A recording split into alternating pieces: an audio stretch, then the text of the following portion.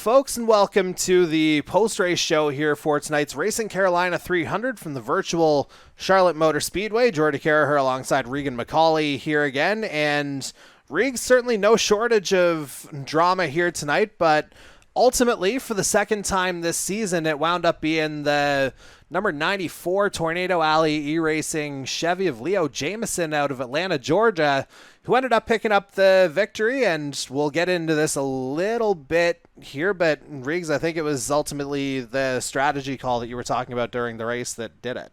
Oh, yeah, for sure. Just continuing on with the momentum, especially with that Auto Club win. It's just been a terrific start to the season for Leo Jamieson, so it's not surprising to see here that he put on a great performance here at Charlotte, especially for what was quite the endurance race. And we'll get into all that here, and we've actually got the man of the hour himself on the line, as we had a few weeks ago. Leo, once again, congratulations. This is becoming maybe a little bit of a habit here for you Tornado Alley guys. Yes, sir. It's good to be talking to you, Jordy and Regan. I know if I'm talking to you guys, something good is going on. So, yeah, excited about the win tonight. I want to first we'll just get it out the way. We'll get a GTR baby right there for the crowd. So, hey man, I got a ice cold Coca-Cola right now. I'm exhausted. It's probably the sweetest Coca-Cola I ever had in my life. So there you go. Having a good time. Yeah, I mean, real life comparables the Coca-Cola 600, no? So that's good branding there, and as good as our chatting is, I will hand it off to Regan for the opening question here. Yeah, I'll give you kind of a question just to let you kind of breathe and relax, even though, to be fair with this question, it's I just give us your perspective from the whole race in general overall. Like the thing is, like I literally just said kind of a question to let you breathe, but at the same time with all that just happened there tonight, you probably have a lot to say though. But yeah, just give us your overall perspective from being congested with all the other cars, especially in that first stage there at the end, plus strategies, and just you had a lot of speed tonight, so it's no wonder that you were the one to get into victory lane. But yeah, just give us your overall perspective on tonight's race. Yeah, I mean there was a lot of fast cars out there throughout the field. I think stage one, I had a couple. I had caught up to them, and a couple were lagging a little bit. That's what you could do with that. But I mean, my main strategy was I knew I was a little bit faster on the second half of the runs, and I just wanted to be patient. Stage one, stage two, stage three, get what I could, and it was really a battle of strategy. Learned a lot of what everyone was going to do. The first two stages, and see what you had as well through that. So that helped out a lot for stage four. When it came to pit stops. Yeah, and let's just dive right into that, because ultimately I think that was the ultimate difference in what makes you the first multiple-time race winner of Season 3 here in the NASCAR side of things. So, yeah, you kind of teed it up already, but let's go through that last pit stop. Obviously, you're right in that lead pack, but you ultimately decide to stay out for the extra lap or two, gaining the tire advantage there at the end. What did you kind of see from the guys around you to make you think that was going to be the right call? Yeah, I was just counting the laps, the first three stages, counting the laps on, when everybody pitted from when I pitted, and just kind of keeping up where I was on track each time at the end. And I knew if I was out front in stage four, that would, give me a great advantage. My teammates, Ty and JJ, Picola, and Higgy, they worked it out pretty well earlier in I forget which stage it was, but they were out front by a large margin, and we weren't able to catch up to them. So once I was out front, I just wanted to stay there. Shout out to my captain, Higgy, for staying with me on before those pit stops. And I really didn't want to pit with too many people. So once everybody started pitting, I just started counting the laps, and I knew where my number was, and stuck to that strategy.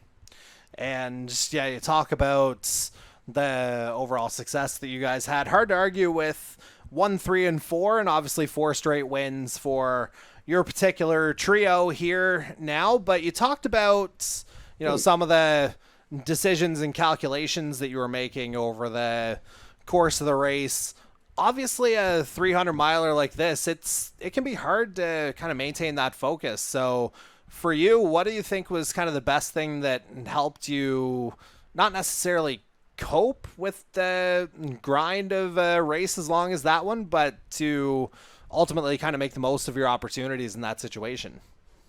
You just gotta be focused. You gotta be patient. You can't let too much, I guess, get to you. It helps having good teammates around you as well. If you're in front of them or they're in front of you, it's easy to work together like that. It was just really a matter of really just having the mental stamina at the very end there. I knew if I could get out front, stage 4 was big for me. I knew if I finished well in stage 3, I could get up to the front at the start of stage 4. That's when it matters. That's the pay window. That's when it counts. So once I think I was behind Darcy there for a little bit in stage 4, and I made my move. I think he kind of pushed up the track, and that was my opportunity to get below him and get around and get out front and stay there as long as I could. Had a really great battle with Jacob at the end. I mean, he was definitely on my, behind me, good enough striking distance. So it wasn't easy for that. He's real fast here, so I knew he was there, but able to pull it off. Fresher tires were key. Obviously, that was the biggest difference. I hit the number correctly, so that's really what made the difference in the day.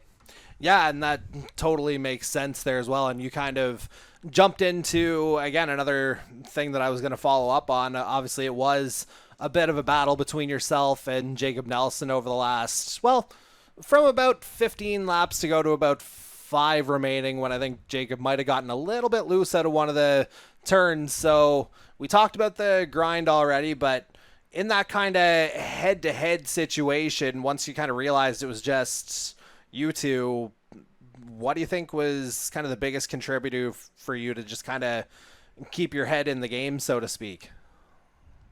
Well, I knew I had probably roughly 2 to 3 lap fresher tires. I knew that was going to be what mattered in the end. Whether he was faster than me or not, really on the end didn't matter. As long as I had the fresher tires, I felt like I could win just based off of that. And I got to his bumper, got behind Higgy, made my move, and I just tried to run it as hard as I could, honestly, because I knew he was back there. I just tried to run those tires down, tried to get as close as I could to the apron 3 and 4, and I think he ended up clipping it towards the end. And once that happened, I was just full throttle looking out the window.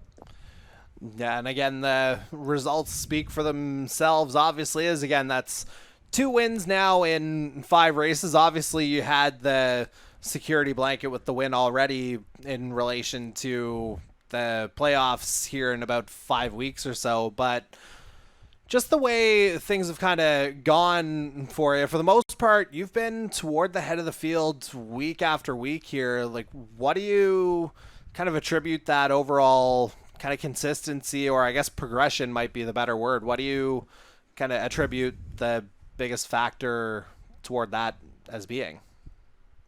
I think qualifying up front, qualifying well helps a lot.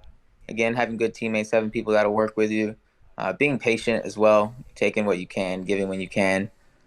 I just, figure if I could just give myself an opportunity by being up front, that's gonna eventually pay off. And I think that was one of the factors today. Yeah, it absolutely did. Starting from second, never a bad place to be, and then you found that one extra spot here, and I'll let Regan kind of tee things up from here.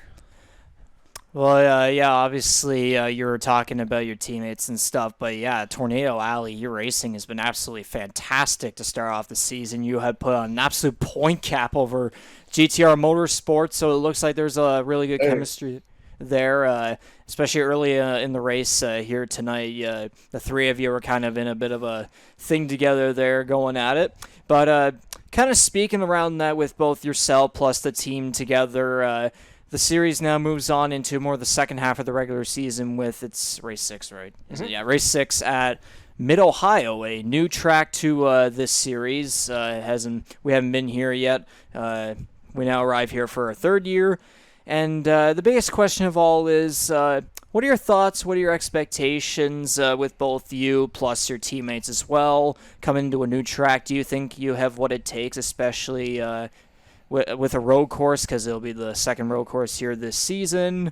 And with the momentum coming off of 2 wins and 5 races, you're leading the point standings, you're leading the rookie standings by quite the large margin. What do you expect heading into Mid-Ohio, new track for the series? I won't lie. It's Mid-Ohio's a track I'm gonna have to get some practice on. As I did with Canadian Tire, I think Canadian Tire is a little bit suits my style more than Mid-Ohio personally. I'm not. I haven't raced that, but maybe a couple times. So we'll have to get some practice on that. And really, my teammates will probably outshine me in that one. So that'll be good for them. I'll just get what I can get and get out of there. But I think the second half of the season's a lot more technical type tracks, so it's going to be interesting to see there. I know we got Indy Oval, Darlington. I think Dig is coming up soon, so it's going to be a wild card schedule here before the playoffs, I feel like.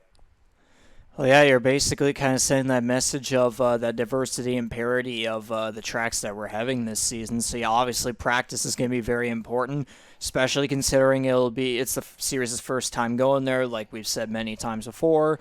You got any thoughts relating to that or anything else there, Jordy? I mean, a lot of the kind of first-time tracks that we went to last season, especially I think of Road America, obviously that was a runaway for Jonathan Peden, teammate to Right. Mr. Leo Jamieson here. But I think There's a lot of good guys.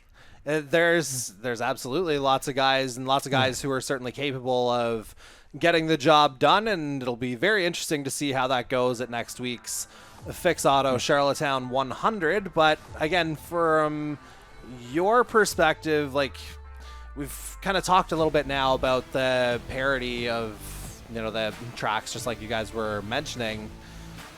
Again, it seems like you guys are good no matter what track you happen to drive onto. So, yeah, what do you think? Like, I know you talked about what you think you need to do to, retain that success. But if there's like one key thing, especially in Mid-Ohio, in terms of keeping your nose clean, what do you think that'll be? Just patience. I'm in a good position personally. My teammates are in a good position personally to have some patience and not have to push it too much. Just having that cushion of playoffs. Mid Ohio, listen. Like I said, man, I'm gonna try to get what I can get there. But I think the next few races are gonna be different tracks, and it's gonna take some strategy, of course, to win there. And they're difficult tracks, some one lane tracks, high draft tracks. So it's going to be a good time out there. I really can't wait. So, yeah, I'm excited for it. I'm excited for this win, excited for the team. I might have a Coca-Cola shower after this. I'm not going to lie. Yeah. Well, yeah, Jonathan Peden was the one who dominated Canadian Tire Motorsport Park. Maybe it's your turn to do it at Mid-Ohio. I don't mean to put any pressure on you or anything, but at the same. Do that to me. Don't do that to me. We're gonna give it to the road course guys. There's a few of them in here. Picola, Mike Rainey, Gator Mike, Jose Protege as well. So they're knocking on the door for sure next week. I'm just gonna, get what I can get, keep my nose clean, and get on to the next one. Yeah, well, I mean, pressure can be a good thing. We obviously, we definitely expect you to come around and compete at Mid-Ohio, and there's no doubt that we'll see you up at the front. Anything else you got to say, Put that on me. Oh, yeah, come on, man. Confidence. I mean, we know you have it. Yeah. I mean, we've certainly seen that over the It's first an interesting track, though. You want to with any road course, you want to make sure you're hitting your braking points and shift whatever gear you're in. You want to make sure you're doing that real smooth. That's really the name of the game at a road course, is just hitting your march consistently.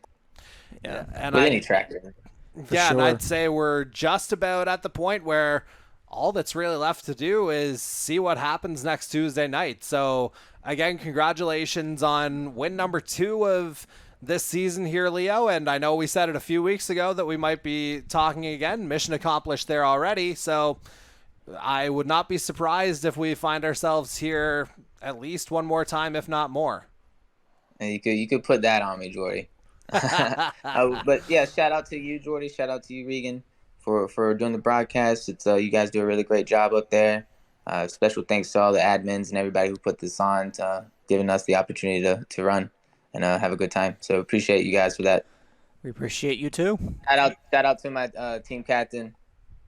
Higgy, and my teammate Pete Kohler, all the GTR boys. GTR, baby, let's get it.